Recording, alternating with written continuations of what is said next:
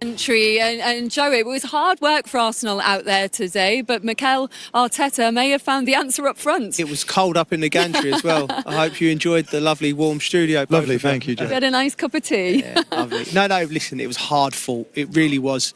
Merino coming on obviously makes the difference with the goals, but I think what just giving them that physical presence. I understand why Mikel Arteta didn't play him there from the start and thought maybe we can break them down with our movement. But as the game got stretched and Nwaneri was getting a little bit more time, Trossard on the other side, and the crosses were coming in, he beautifully just placed himself, and the finishes were that of a centre forward, weren't they, Martin? Yeah, and you think now he's suddenly looking like an incredible week. You know, that late equaliser at Goodison sets it up. Now the gap is closing down to 4 points. It's been ages since it's been 4 points. Could have been 9 points.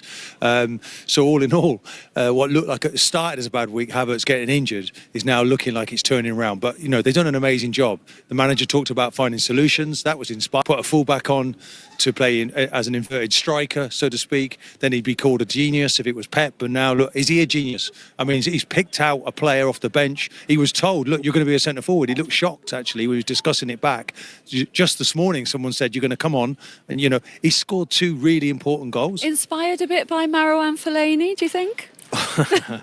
Well, listen, I think technically Marino's a very, very good footballer. He wasn't brought in for the job he done today, but listen, these lads who come through these academies, they're so well drilled. They understand positions. You know, if good players can play in multiple positions, whether he's the man that can do that for the next 12, 13, 14 games, however long left of the season there is, that's yet to be seen, but certainly today he done his job. But Mourinho, the story from the Arsenal point of view, he comes to the club fresh to play. He breaks a bone in his shoulder blade, and he's out for 6 weeks. And it's all part of the story, isn't it? But now he's playing a part. But we've had to be patient, and he's had his day celebrating with the fans, and it gives you that warm feeling. Now it's over to Liverpool, isn't it? He said to Becky at the end, he didn't think that he would carry on playing there. But Mikel Arteta might have different ideas when he looks back at the finishes for the 2 goals. The first one, though, Martin, I know you want to wax lyrical about the ball from Nwaneri as well. Well, I mean, we said about this young man, he hitting the woodwork, wasn't he, all over the place. And what a ball that is. He put one of those in the first half, teasing pass. It's on the money. He just needs to look, and he wants to find the line. You know, what sort of ball in, okay, I need to find that line. And look at this. It's almost exactly perfect. And Moreno there comes in, goes into the box. No problem with the finish. It's a great finish. He does everything right with the finish, doesn't he? He gets up, neck muscles, guides it into the corner. Nwaneri, 3 or 4 occasions in the first half, he's put that exact same ball, and there wasn't Marino there. And it's almost like Saka, isn't it? Yeah. You know, like I mean, to be honest, it's a huge leg up for the club, because you lose Saka and you've almost got his twin out there. I mean, it's high praise for him. Another great finish there. He arrives in the box deep. He sees that. He's running from distance. Nobody really picking him up, as well as Leicester had done for large periods. You know, this was he's got nobody near him, and he's just patient, just times his run, make sure he stayed on side, which was a problem in the first half. I think 4 times Arsenal running offside, trying to get their rhythm, and a great ball in as well from Trossard. Great ball in from Trossard. He came on for Raheem Sterling in the 69th minute. Trossard then moved out to the left. Would you be starting with that lineup that they finished with then at the end? I think Mikel Arteta, it wasn't Raheem's day. It wasn't his day. He wasn't at his best. Trossard looked a bit lost, floating in off the 9 as well. So ultimately, Nwaneri off the right was the one who was causing all the trouble for Leicester. Marino coming on puts him in pole position. I think they just looked, we're having that physical element in the middle of the park, Martin, someone who can threaten the centre halves, and that made them look more balanced. And Trossard as well looks just comfortable off there, and he showed that with a cross. You know, it was a brilliant ball from Odegaard. And Calafiori, he's got the ball and he just fed it into an area. You know, so all the good things come where Trossard's playing in his right position, and where he's playing in his right position, and Marino give you that physicality and that presence in the middle of the pitch. You were saying in commentary, it's your first time today watching Ethan Nwaneri live today. You absolutely loved it. If he's this good, guys, at 17, how good can he be? Yeah, I mean, where will he end up playing? You know, when Saka, a nice problem to have when Saka comes back available from fitness. I mean, we've still got Martinelli and Saka to think about to come along later on. So, you know, this is a kind of a rescue operation for Arsenal and this young man was I thought he's immense, coming in off the line. He's so confident. He steps into the ball, Joe, and he's aggressive. when he travels with it, look, he's trying to find his range. Declan Rice trying to get into that position. They couldn't find him, but he looks so assured. For such a young man, he steps in and makes the right pass. His decision-making is different class. Yeah, decision-making. And you know what? He's a strong little thing as well. He's like... That strike there, hitting the bar there. The bar with their left foot, right foot. You can't mark him because he can go both ways. Christensen's got stood up a couple of times here. Do you know what these touches he produces in and around the box? These little tiny touches. You know, I don't even want to say it, but it's like Messi. You know, yeah, but the skill. I've said it. But but I'm saying he's not. Listen, I don't want to put any more pressure on the kid's shoulders. I'm sure he'll deal with it. But the touches he makes as he receives the ball off the back foot entices the defender, and then a little touch off the top of the toe to put him off balance. He plays with such just confidence, and he's just a beautiful player. The one thing I would say is, and I know he has already had a hamstring injury this year, Arsenal and Mikel Arteta have to protect him. They're chasing the game now. I would imagine there would have been conversations where we need to make sure he's ready for next week. Maybe 60 minutes today, 70 minutes. You don't want him to get into the same situation where he's like a Michael Owen, where he's relying on it. I like the way you whispered the Messi word, though, Joe. You don't want to put that pressure on him, but Joe... You don't want to put that pressure on him, but Joe is right. They are going to need to protect him, He's only getting Martin. a chance, though, Coach Saka is out, and it's testament to the depth that the club have. The academy is buzzing now, seeing two great young players coming in, you know, to Liverpool, because they'll be watching that. There was a nice cushion. It could have been 9 points at the beginning of the week. Now it's down to 4, and this is the psychological impact these results are having.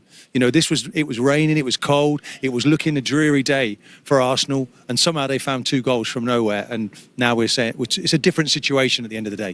There was also a really great tackle as well at 0-0 from Miles Lewis-Skelly out there as well, and it was interesting before the game that Mikel Arteta was saying about the young players, about knowing when they're ready, and he said you can see it with the senior players whether they trust them, Joe, and can you see that out there with those two? Yeah, absolutely. And this kid, Miles Skelly, his confidence and the way he approaches it straight away. You know, young players, you know, when you see the senior players giving them the ball constantly, you know, he was playing that dual role, Mike, when he was like playing left back and he was rotating into midfield. That's a big responsibility for a young player to have, because you're making a lot of the decisions, you know, when you go in there, when you don't go in there. But the players kept feeding him the ball, and his mindset, he's a competitor. We've seen that with all of the shenanigans over the last few weeks, which I like and I think's right. But them 2 young players there have been in this sort of semi-grey period for the club, because they would have thought they would have kicked on. Having them 2 could arguably take them on to the next stage, because I think they're absolutely sensational. Absolutely. Leicester, Martin, today did really well for a lot of that game there. And they've lost 5 games in a row now at home, lost 9 of 10 under Ruud van Nistelrooy. But it feels like that sounds really bad, but the performance today wasn't. No, and Ndidi coming in, Akula at the back as well. I thought he was quite outstanding for a large period. For 70 minutes or so, they looked like there was a gallant performance from Leicester. But, you know, this is the thing, when you're up against a team with that sort of calibre, it fell away. Ndidi shooting from distance, he's not so noted for that. I thought he kind of was very good in behind the fullbacks and around the centre halves, clearing up around them. That's his strength. And we said before the game about goals is a problem. Vardy's still the main man at the top. This is an Ndidi trying to chip in at the other end, and it wasn't there today. I think Ayew was decent, travelling with the ball well. You know, he's an experienced player in the Premier League, allowed to run an awful long way there, and somehow Lewis-Skelly, I mean, look, it looks like his foot is stuck in the ground, and out comes the toe. And that's what this Premier League Championship is like at the moment. This race, there's just a toe in it now between Arsenal and Liverpool. Did you see enough out there today to give Ruud van Nistelrooy, to give the fans here belief that Leicester have got a fighting chance of staying up? Yeah, we were sitting in the gantry amongst the Leicester fans. You could feel the frustration, but I know the signs. We know signs, Martin. When you see a team when they've down tools and they're not at it, I didn't see any of that from these players. I saw them, you know, Ndidi I thought was brilliant in the middle of the park. I thought the whole back 4 marshalled Arsenal brilliantly well. And again, goals will be a problem. But I listen, I said it in comms. I think you need to win a league of 4. You Ipswich, Southampton, Wolves and Leicester, you know, ultimately. And they're not going to be many points they pick up. by the way, because I think that the quality of what's above them in the Premier League, the next team is West Ham. In that, at the 27 points. And West Ham are miles better than these four and teams. Everton as well. Sorry, who have got Everton, that yeah. 10, well, level with Yeah. West Ham, but they've got that 10-point buffer now. So are we saying that they're completely I think out? so. Yeah. And I think David Moyes having him there and what we saw Wednesday night and what they could do against the Liverpool side. So I think they're out of it. I think it's 4 teams now.